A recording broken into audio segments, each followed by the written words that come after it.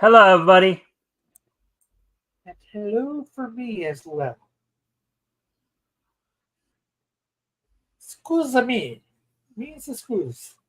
All right, so welcome to the Mikestand, everybody. So tonight, of course, is the night we go over the Indie Comic Showcase, where we look over the article from Bleeding Pool from Chris Braley, focusing in on some independent comic book creators. So that's the thing we're going to cover tonight. That's the main news article. Plus, we'll have the rest and wrap up and the this day in each history. But before we get into everything, and there's Elk. Hey, Elk. Hail Xenu and Xena, our true saviors of comics. All right. So with that, before we get going, Rick, would you like to do any? You like to do any intros? Share any links, etc. Well, I will just share my Twitter link for those that are on Twitter and want to catch me. A bunch of my other links, like for my YouTube and all that. There, I post links for that there, so it's a way that they can get. It's a two for one. So and and then they can get links like this too when I do on shows like this and other shows that I might be watching that I think they're good. So yeah, Okay. yeah, Yeah, no, no Abby, yeah. Avi tonight again. Well, no, the only article we're going to go over is going to be, as I said, the Independent Comic Showcase, where and that's usually done by Chris Braley. So, but anyways, and a friendly reminder to everybody, if you haven't already, of course, if you guys can like and share the stream, see if we can get some more friendly people to engage. That'd be appreciated. Also, if anything here grabs your attention, feel free to comment and or ask questions. We'll try to answer the questions to the best of our ability. So let's see now. And in Elk saying Twitter is a restricted hive No, of wretched hive, scum and villainy. wretched Uh, hive of scum and villainy. All what right. is it, Well, Los Isley? all right. So Continue. with that, everybody, we're gonna go ahead.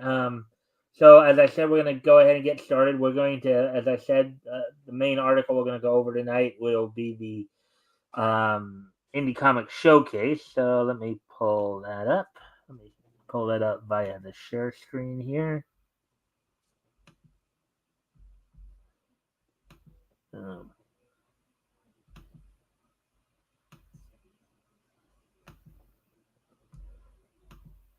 all right. So there we are with that. Um, Alrighty then. All right, Indie Comic Showcase number 273, Cordrath, The Awakening, Nightfall, and Butch Cleaver. Article by Chris Braley, published May 8th, 2024, which of course was yesterday. Well, somehow I doubt Nightfall has anything to do with Batman in this case. Well, I guess we'll wait and see, won't we? Yeah. Welcome back to another installment of Indie Comic Showcase, the weekly blog where we signal boost a few truly independent creators that are currently crowdfunding their projects, crowdsourcing their funding in some way, or just simply self publishing on their own. Every little bit of support for these creators matters, from a single dollar pledge to the $25 bundle. And of course, the higher tiers are usually fun too. Even if you can't back a campaign or buy a book, um, you can share or tweet about these projects to your friends and followers. Very true. Very true. That can be just as much help. Or you, of course, you can always come here and catch our coverage of the article as well. So Yes. another way to Yes. do it. Um, on Indie Comic Showcase, we interview the creators, show off some art, and tell you how you can check out the product for yourself. Below, we have some outstanding crowdfunding campaigns this week for you to learn about and enjoy, and hopefully support by backing one or more of them. Thanks for checking these out and for being the best part of Indie Comic Showcase. Um, let's jump in. So, Quadrath: The Awakening by Andy Smith. And before we get into that, of course, we're going to scroll down a That's bit. nice art for that cover, for sure. Yeah, let me go grab the link here. And okay, so this is an Indiegogo campaign. This is an Indiegogo campaign.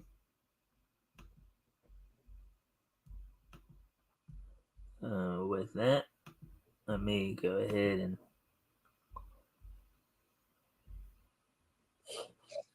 let me go back up real quick to so I can see the title in full, so I can type that in.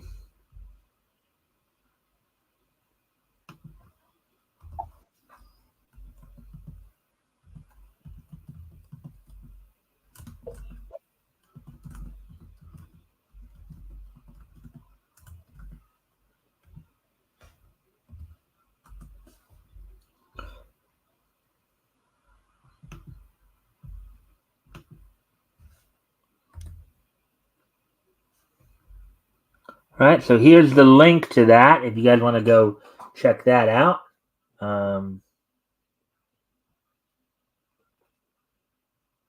It's to Indiegogo, so there's the link to it if you guys want to go check that out. So let's go ahead and of course, and get into this then.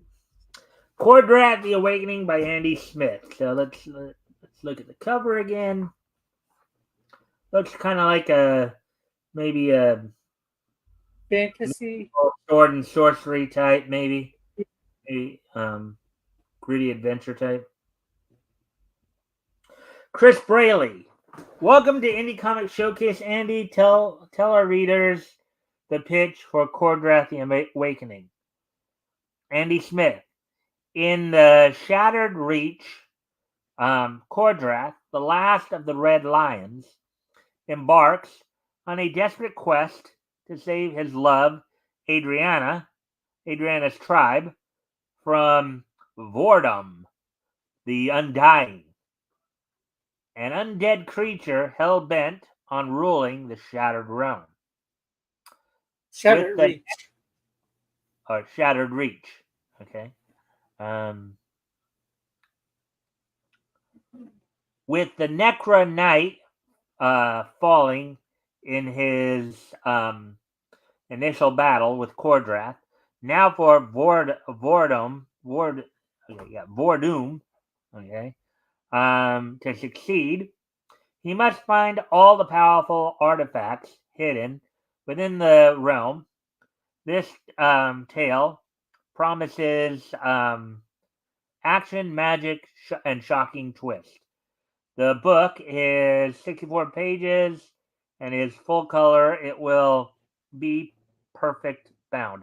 All right. So, and I know I probably forgot to say this before, but if you haven't already, if you guys can like and share the stream, see if we can get some more friendly people to engage, that'd be appreciated.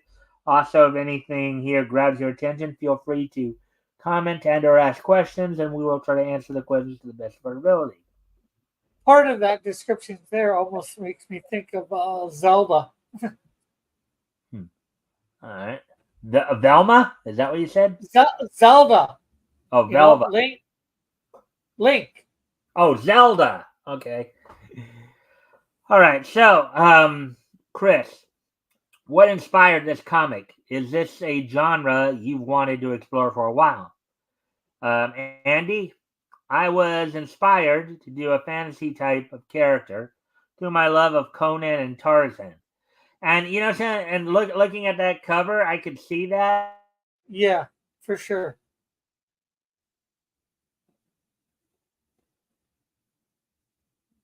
Tarzan influence there.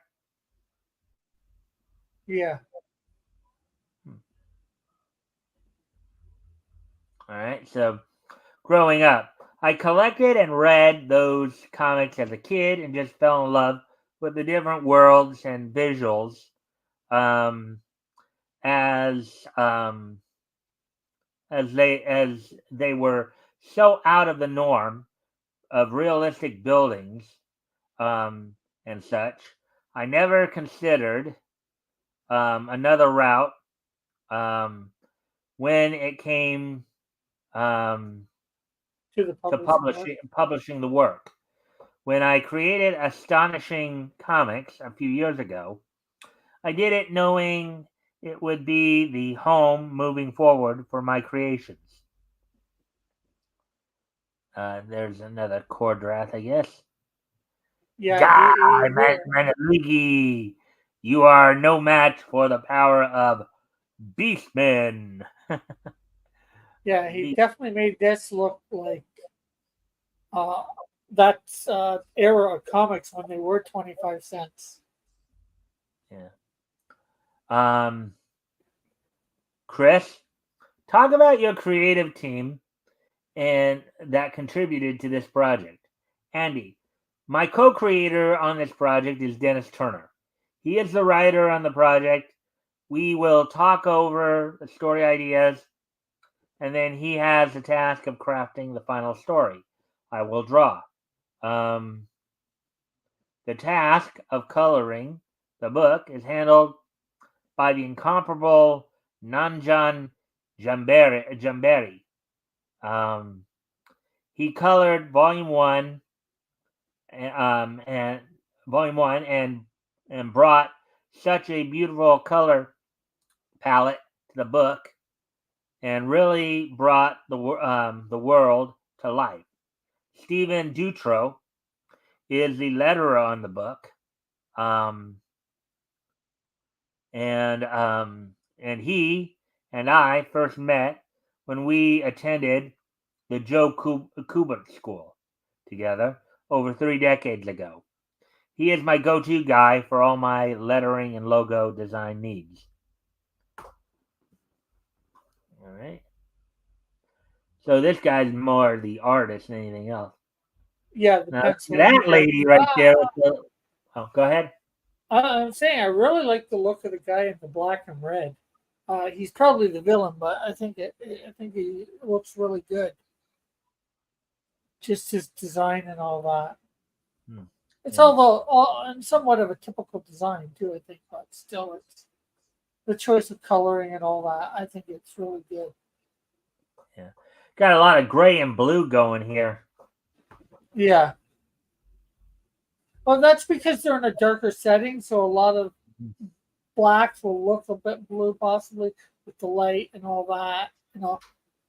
That's something you see a lot of times in comics. For characters that are black, you see a lot of blue highlights, especially with the light shining There's an on them. interesting look to the girl right there. Yeah, for sure. Chris, for our readers who are new to your work, tell us a little bit about your history with comics, Andy.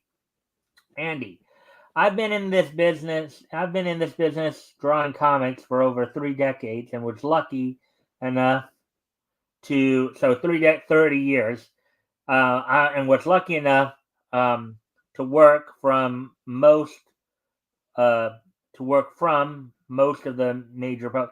I would think four would be the better word there, but however, the day I turned 50, I realized I had spent years admiring the work of others in the comics industries. I'd collaborated with writers and artists I idolized and brought beloved characters to life, but I was growing increasingly dissatisfied with the direction of the industry. I wonder why. We've been talking about that a bit more lately, too. Yes, especially with the uh, why were you growing dissatisfied? May Was it the reasons that the person last night was talking about in that article? I hmm doubt it. Yeah. The stories felt stale, and the visuals lacked the excitement of the classics. That's when I knew it was time to take a leap of faith. I embarked on my first self publishing project, um, determined to create the comics I wanted to read. The process was challenging, but the response from fans who connected with my work was incredibly rewarding. Taking that leap of faith and following my passion led to a whole new level of fulfillment in my career. If you believe the itch to create, don't wait. Or Uh, if actually, you're feeling the itch to create, don't wait. Dive in. Time is now. The rewards are waiting on the other side of that leap. ooh, that looks like an unusual monster. Chris, let's see. Well, before I do that, let's see if there's any. And again, if anything here grabs your attention, feel free to comment and or ask questions. We'll try to answer the questions to the best of our ability. So with that, let's see. Continuing on here, Chris, this is your second campaign for this IP. Tell me some of the new perks this project is offering. Andy, for the first campaign, we had a RPG game model based on 5e rules. With the success of that, we have a new game module for this campaign. And as an add-on, we have included a minifigure of Cordra. That is available in 3 sizes: 2 inches, 3 inches, and 5 inches. We also have a book that will feature all of my pencil layouts for the book. So you can see behind the curtain at how much I pencil before I start the inking process. And this looks like an alt cover, I guess, variant cover. Yeah, that it's good art, but this image, and I could be wrong. This looks like a 3D model.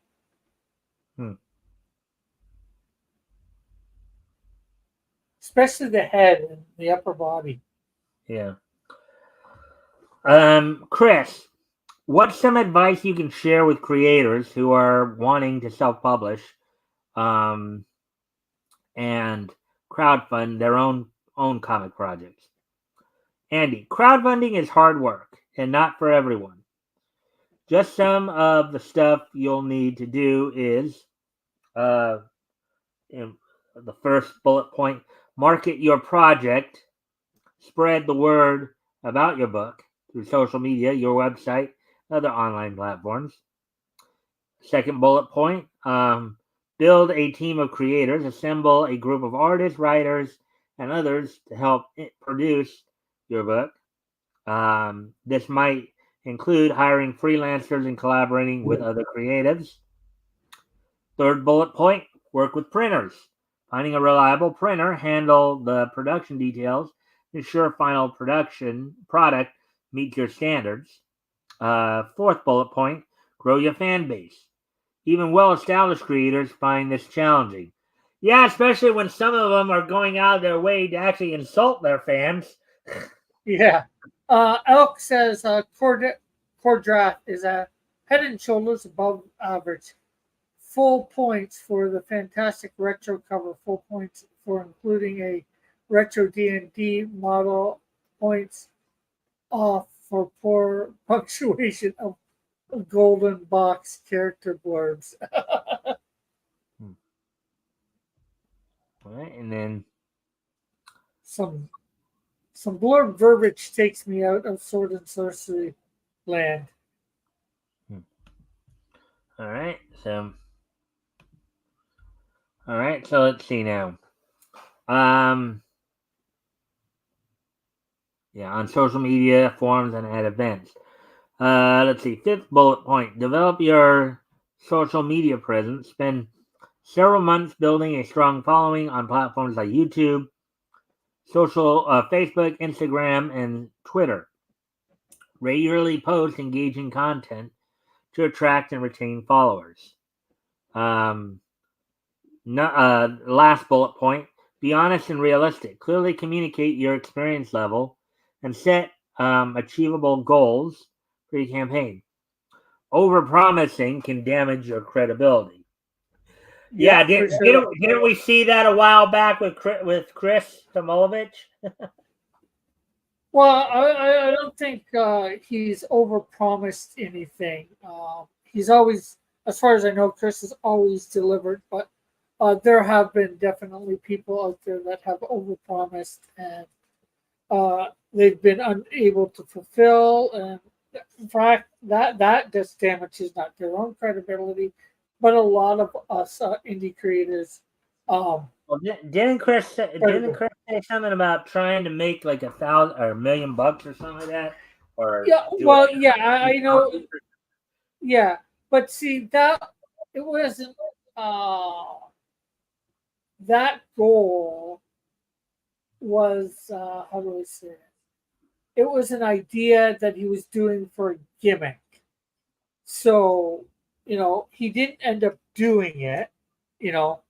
So I As can't I say that would recall, have. Diana ended up talking him out of it, right? Well, a few people I think talked him out of it. Diana had probably a part to play, but there were some other people too. So, um, but it was ultimately just a gimmick, really he was wanting to do it sort of as a gimmick. He knew realistically the chances of him getting $1 million, making $1 million goal and getting it were slim and none. That's why in doing it he was going to make it a flexible goal, that way whatever money he got he would still be able to get the money and get the comic out there to those that wanted it, that ordered it. All right, so let's finish up here with this part. Let's see, Chris. Fantastic advice, Andy. Thanks for being so transparent and generous with your experiences. We're rooting for you. So there we go with that one. Now the next one here is Butch Cleaver 1 and 2 by Matt Burke. Some gritty artwork on the cover here. Yeah. Another darker tale, as it were. Yeah, I'm not sure they've got the character a lot on this cover. If you go up a little bit, just try and show Well, what I'm hold on. looking. I'm grabbing the link right now. Oh, okay.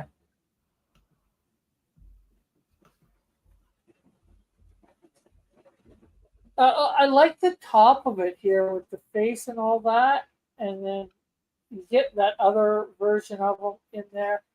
I think and I could be wrong, and this is just my opinion. It's the two figures at the bottom that I don't think are needed in this, but hey, that's just my 2 cents. It wouldn't. I don't think it stopped me from buying it because I think the two figures down below just really might detract from this face. This is just so. And this, of course, is a Fund My Comic project. If you guys want to check that out, there's the link.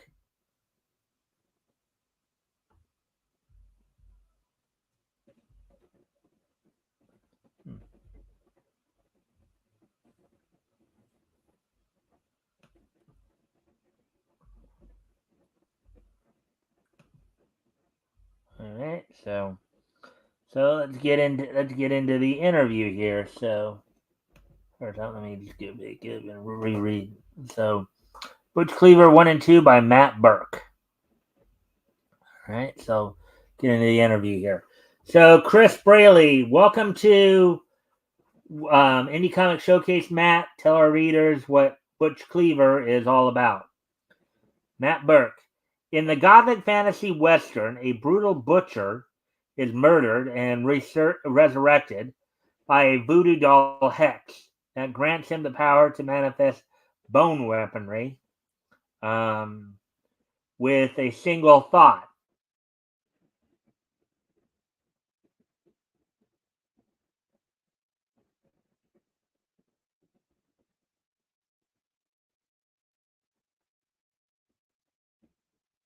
And find out if he's uh, the victim, the villain, or the victor. These books are full cover and over 50 pages. Chris, where did the idea for this comic come from? Matt, it came in fast all at once. I awoke one night, ran downstairs, and started jotting out the story world, and characters. The vision in my head of the story was very specific for me, so I had to do it all alone. Hopefully, I can bring more artists and writers in the future because there is countless tales to tell. There's a bone weapon right there. A bit of a sword there, huh, Rick? Bone sword? Yeah, so sword or a dagger. Yeah. Very big dagger. Chris, what kind of readers well, I think you should have said are, not is, are going to enjoy this the most? Matt, this is a gothic fantasy western rated M for mature due to the gore and violence. 18 plus horror, fantasy, and spaghetti western marks would smack their knees over these books. Oh, marks as in like somebody's a mark for a product or somebody's a major fan, basically. Yeah. Ooh, I like that cover for sure. Or that art there. Chris, how would you describe your style?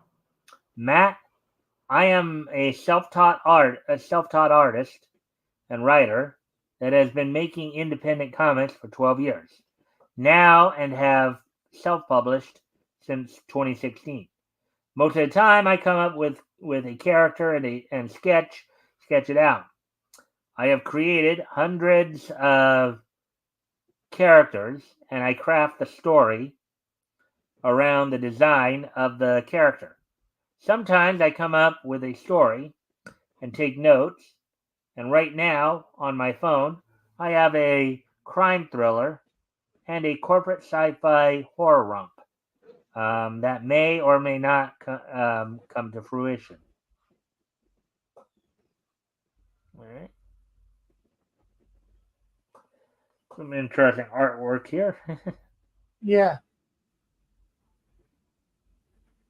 Before I get into the name, let me see if there's any comments that I should. No, nothing new. Yeah. Yeah.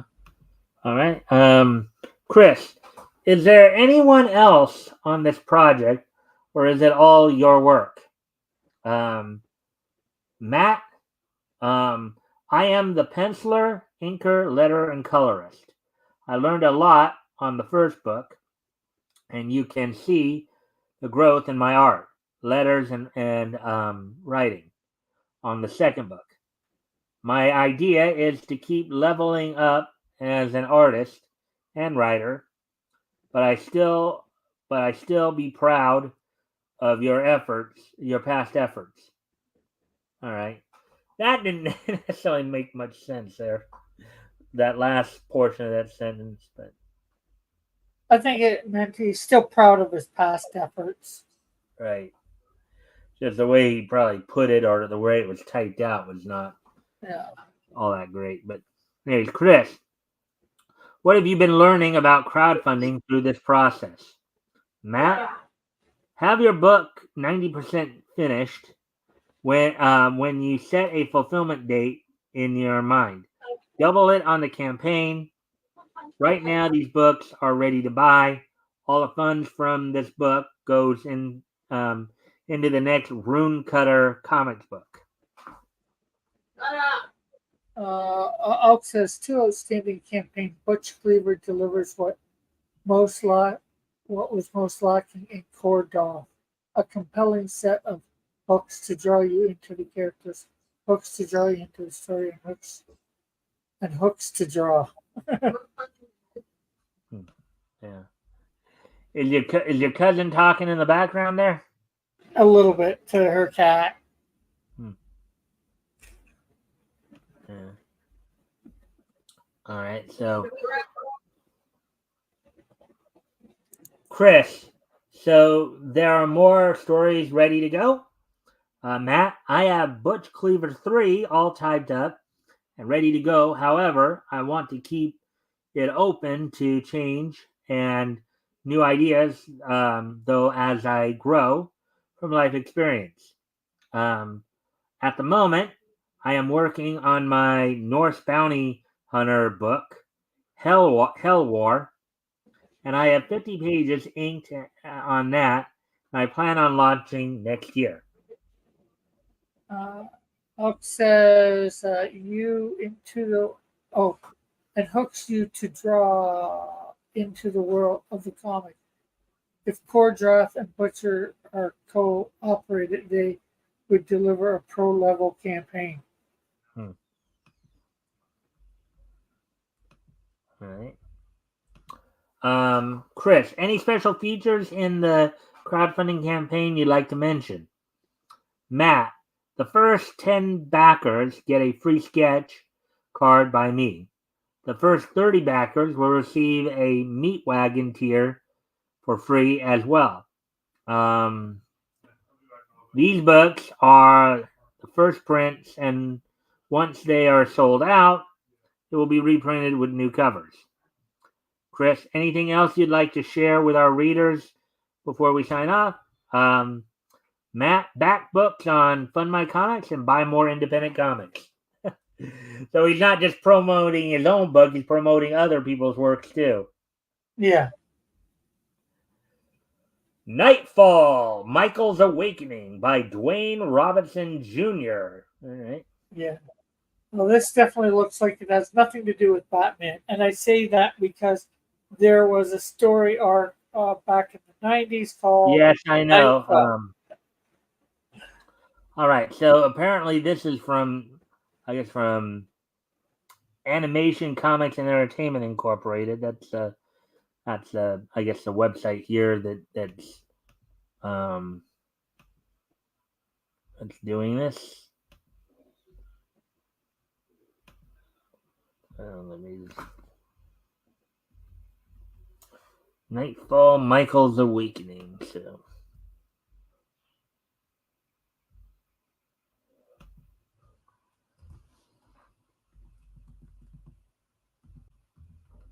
yeah, as I recall, Nightfall that was the Bane storyline. That was the storyline that Yeah. introduced Bane, right? Yeah. That would be correct.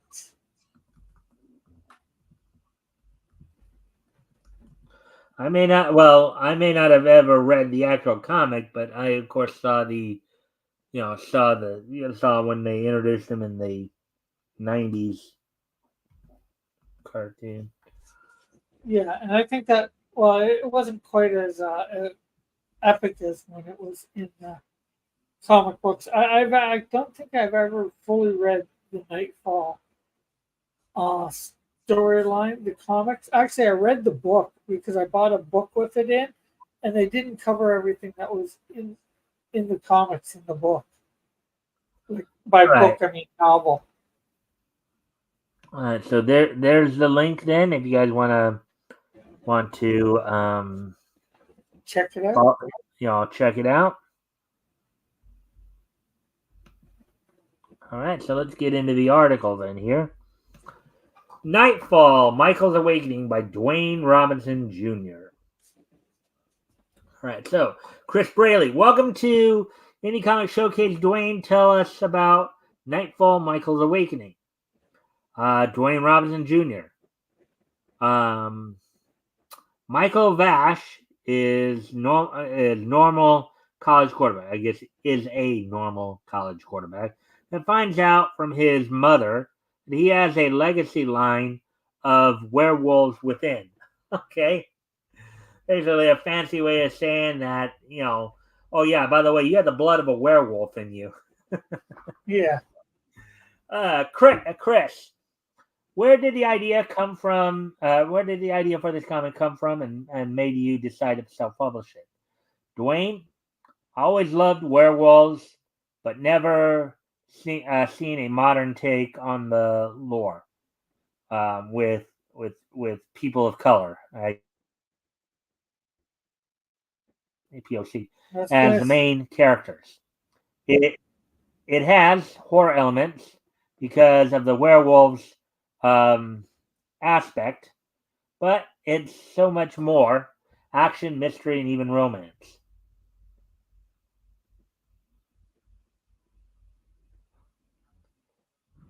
Look at that cast of characters right there. Yeah. Chris, do you have any professional experience with comics? Dwayne, I didn't go to school to learn how to write or draw. I'm self taught, but the drawing part was a lot harder than the writing.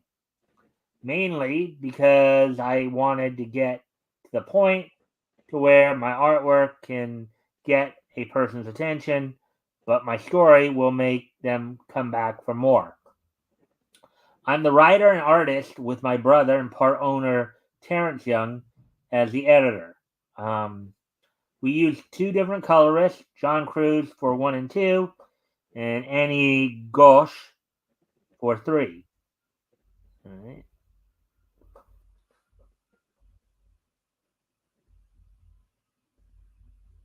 Oh, you missed a little bit, didn't you, there in the middle? Oh, After uh, 3, right uh, there. yeah. Chris, what have you been learning from self-publishing through this process? Dwayne, marketing is different for everyone. Just because something is working for someone doesn't mean it will work for two, or I guess it meant to say work for you. You should find your own way to get the word out there.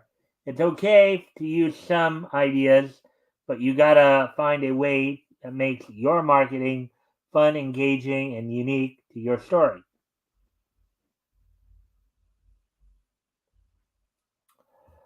Are there more stories to tell? Chris asked. Dwayne responds, to continue, write different stories for all genres, along with signing other creators. Take a look at our other titles, Salvation 0 through 1 and Brook City #1. And then Chris, good luck on your comic series, Dwayne. Oh, there we go. That's it. That was a short one, not that one.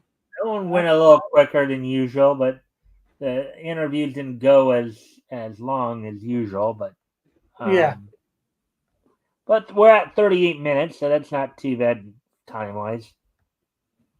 So that's it for this installment. If you're a creator ramping up your own campaign, or have a comic available for purchase online, and you want to be featured in our weekly column, click here and follow Indie Comic Showcase on Twitter at Indie bottom dash comics, and reach out to them for more eyes on your crowdfunding comic project. Till next time, support Indie Comics. Alrighty then. So, how did you like the selections tonight, there, Tim? Or I'm sorry, Rick. You got Tim on the brain. Yeah, I do. uh, they were all right. The first two sounded pretty good. There was one to me in that last interview. There was one thing that gave it a touch of. I'm not sure. Um, it seems good.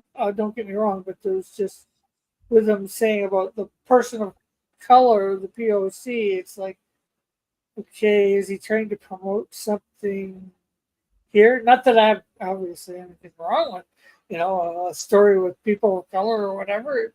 There's all kinds of stuff Are that I you? Are read you? with Well, that. yeah, I saw that POC comment too, and kind of had to take a pause there. You have to kind of wonder, if this guy possibly, might be an SJW, but I don't necessarily think he full on SJW, but maybe Yeah, but he's using the buzzwords obviously, which would give you pause to think there. Yeah. Well, it was only one buzzword or one buzz catchphrase, so it's not so bad, but it makes you raise an eyebrow and start looking for other stuff, which could be right or wrong. Alex asking, have I approached them? Yes, I when I did my first campaign, um, I had an article in them for that. Well, I'm not sure it was the indie showcase, but I did get an article. I think you were featured in Indie Guys. You and Tim both were featured, I believe. Yeah, Because I but remember, I do kind of remember doing one well, of each, one for each of you, basically. yeah, on my for my second campaign, I definitely was on there. I think there was for the first one, but um, I know George Gatsis did an article, or somebody did an article, and that Mm-hmm. I got put in it too as well. So I had a couple articles with mentioning about my stuff Mm-hmm. in it on a couple of these different sites with my different couple of different campaigns. Yeah. All right. So with that, now we're going to move on to, of course, the wrestling wrap up. And when I go for Canadian Shield 3 doing a campaign, I'm gonna approach them again. All right. Each campaign I Now, do, I'm gonna approach and it. I of course will look forward to covering that article on here as well. Um, so with that, we'll talk a little bit about some of the stuff going on for in the wrestling Wrestling. wrap up here. Yeah. Uh, So first off, uh, WWE of course. Let's see, not much is going. Of course, right now, tomorrow night's SmackDown will be coming up. Well, and I know they did move a couple. As I said, they mentioned the other day they moved a couple of their King and Queen of the Ring qualifiers to house shows. But other than that, let's see now. See what's on tap for tomorrow night in terms of for the so tomorrow night. Um, The WWE will be at the Mohegan Sun Arena in Wilkes-Barre, Pennsylvania. They will, of course, the matches already slated are 4 King of the Ring first round matchups, including AJ Styles taking on Randy Orton, Baron Corbin taking on Carmelo Hayes, LA Knight taking on Santos Escobar, and Tama Tonga, who recently made his debut with the WWE, taking on Angelo Dawkins. So that's all we have for you in terms of WWE news right now. Now moving on to AEW, as last night, of course, on last night's Dynamite, we'll go over kind of the results from that. and I take it you're pulling those up. Well, you're pulling those up. I'm gonna quickly answer Elk's last couple of questions because it pointed at me. As for how that happened, I will. If you want to talk behind the scenes, I'll tell you that. I just don't need to put it on air. It's something in the past. That's for the most part where I want to keep it. As for getting back with him, I'm not sure whether I'm getting back with him in the same way, but he works with RJ and he's doing, I guess you could say, some of the uh, lettering editing to get things to match up with how I've got the script a little changed from the first printing for lettering and all that. So, um, we were on a couple months back. Well, We were on a stream together behind the scenes. I just saw Elk's.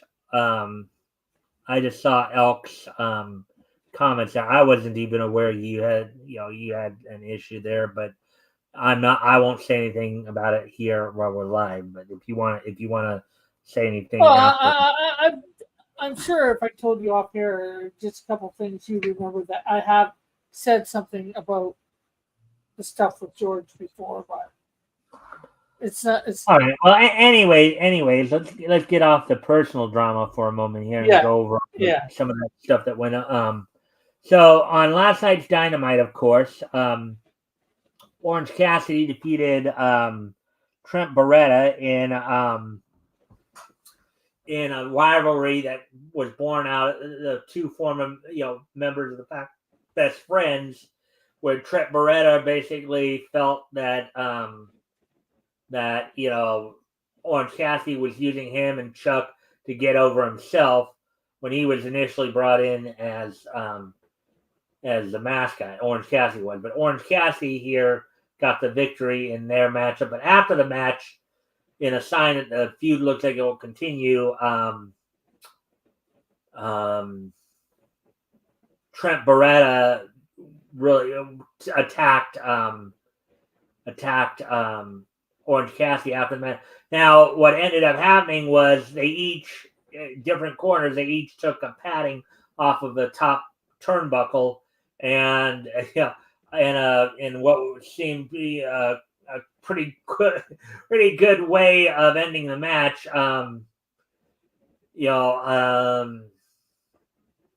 Cassidy got the better of the exchange with a roll up after of course Beretta getting knocked head first into the exposed turnbuckle for the 1-2-3. After the match, of course, Don Callis, who was filling in for Taz on commentary, as well as Chris Statlander, both came out to try to separate Beretta and Cassidy, try to get Cassidy to the back, to get him away from Beretta's attacks. In a women's match, the second match, Mariah May continued her winning ways, defeating Harley Cameron, one half of the duo known right now as the Outcast. In the aftermath of the match, saw Harley Cameron and her partner Saraya beating up on Mariah May, only for one of Mariah May's allies, Mina Shirakawa, to come out to save her from the Outcast. Jay White defeated Rocky Romero in a one-on-one match. Also, in their first match together as a tag team, Big Bill and Chris Jericho defeated Harlan Abbott and Mo Jabari, a couple of local guys from the Edmonton area where the show was taking place from. The show was taking place from Rogers Place from Edmonton, Alberta, Canada. And in the main event, saw Adam Copeland retain the TNT title in a no disqualification match against Brody King. A couple other things that happened as well. In a confrontation between Swerve Strickland and Christian Cage in the lead up to their matchup coming up at Double or Nothing on the 26th, would turn out that Swerve Strickland, the current AEW World Champion, his former allies, as they are now former, Brian Cage and the Gates of Agony of Bishop Khan and Toa Leona, turned on Swerve and jumped him from behind. And then in another development, Kenny Omega from his hospital bed after being attacked by his former elite members, his guys he had announced Anarchy at the Arena set for Anarchy at the Arena set for the Double or Nothing pay-per-view at the end of the month here, with the new elite of Matt and Nick Jackson, the Young Bucks, the current AEW World Tag Team Champions, teaming with, of course, their other elite members of Kazuchika Okada, the current Continental title holder, and Jack Perry, the recently returning scapegoat Jack Perry, to take on the four-man team of FTR, Bryan Danielson and Eddie Kingston. So that's all that's going down. That's all that happened on AEW, and now we got some TNA news tonight as Total Nonstop Action, of course, airing tonight on Access TV. We'll get to that in a moment here. The matches on that card here, as from a TV taping, as they were at the the TV taping the day after the Under Siege pay per view from the Albany Armory in Albany, New York. The tonight's matches included the team of First Class of AJ Francis and Rich Swann taking on the new FBI of Zach Clayton and Ray Jazz with Little Guido in their corner. In an Albany Tornado tag team match, the Rascals of Trey Miguel and Zachary Wentz take on Cody Deaner and Jake Something. Jonathan Gresham, in his first match since his return to TNA, his first match on Impact, he'll be taking on Will Ferrara. And another tag team match, the ABC former Impact World Tag Team Champions Ace Austin and Chris Bay. ABC taking on Speedball Mountain of Speedball Mike Bailey and Mustache Mountain Trent Seven. Of course, this is Ace Austin coming off of his title shot at current X Division champion Mustafa Ali. So that's all we got for you in that. So now, on to this day in each history. Correct. Today being Thursday, May 9th, 2024. Let's take a look back at this day in Nietzsche history. So, first off, we head back 80 years ago today. As on this date, 80 years ago today, back in 1944, as soon as I pull it up, of course.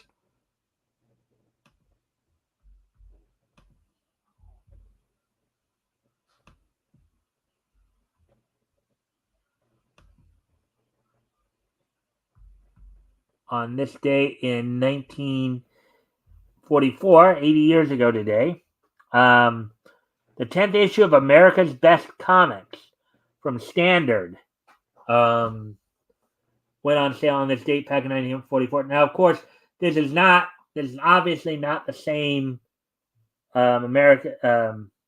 I'm sorry. I'm thinking World's Best Comics, World's Finest Comics. There's America's Best Comics, the 10th issue from Standard, going on sale on this date back in 1944, 80 years ago today. Sold for 10 cents. It was 48 pages. Yeah, it's unusual to see. I noticed that I think they had Russia's flag in with those. There was Russia's, the States, and of course Britain's, and I'm not sure what the fourth one was. Well, that was probably because of the fact at the time Russia was actually one of our allies during World War. You have to remember that was kind of towards the end of World War II. Russia was actually one of our allies at that point. I was thinking they weren't an ally. I thought they were part of the Axis powers. No, they were part of the Allied powers. The Axis powers were Germany, Japan, and Italy. Those were the Axis powers. And of course, they're stomping all over the Nazi flag and the Japanese flag. Yeah. See but at the time, the Allied powers were America, Britain, and Russia. So. And somebody else there, obviously, because I don't know what that fourth flag is. That's the red guy's holding. A little hard to see. Anyways, moving ahead to 1974, on this date 50 years ago today, in 1974, the first day of the Cannes Film Festival, of course, took place on that day. And at least a couple of highlights in the realm of animation. Peter Foldis Hunger wins a special jury prize. And also, The 9 Lives of Fritz the Cat, a sequel to Ralph Bakshi's Fritzicat, was the first animated film to be entered at the Cannes Film Festival, but wins no rewards. The film, later officially released on 26 June, but flops. Only later will it gain a cult following. So those are the highlights. This was, of course, the first day back in '74 of the Cannes Film Festival, and those were some of the highlights that happened during the festival. So it went from the 9th to the 24th. So with that, and moving ahead to 1999, 25 years ago today, on this day, 99 years ago today, WCW held its Slamboree event from the TWA Dome in St. Louis. The main event saw Kevin Nash defeat Diamond Dallas Page for the WCW World Heavyweight title. Sting fought Goldberg to a no contest. You also had Roddy Piper defeat Ric Flair via DQ. Scott Steiner retained the United States title over Buff Bagwell. And a Gorgeous George, who had Medusa, Miss Madness, who would later become known as Molly Holly, and Randy Savage in her corner, would defeat Charles Robinson, who had Asia and Ric Flair. Now, Asia, of course, was WCW's answer to China at the time. So Rick Steiner defeated Booker T for the WCW World Television title, and I believe that was his second reign as television title. You had Bam Bam Bigelow defeat Brian Knobbs in a hardcore match. And the night started off with a triangle match for the WCW World Tag Team Championships, in which Raven and Saturn defeated the current champs at the time, Rey Mysterio Jr.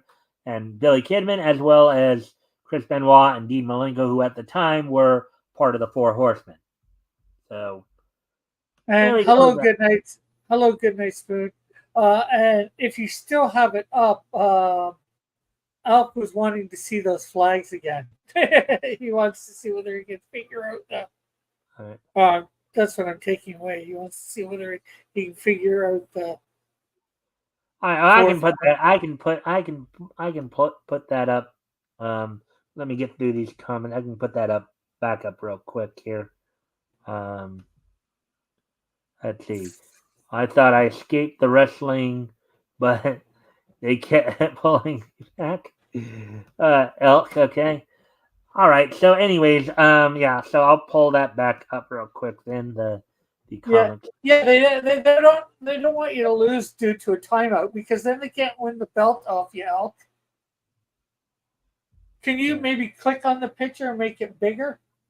Yeah, I can enlarge it, but that's as much as I can enlarge it right there. Oh, you can't click on the picture itself and open it up in like a new tab or whatever? No, all it would do is just but that's about as much as get out of it. So you get like some red from that and a square in the corner with some white circle with looks like white circles around it.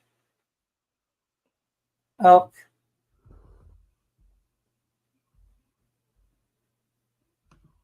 Let's see. US, UK, USSR.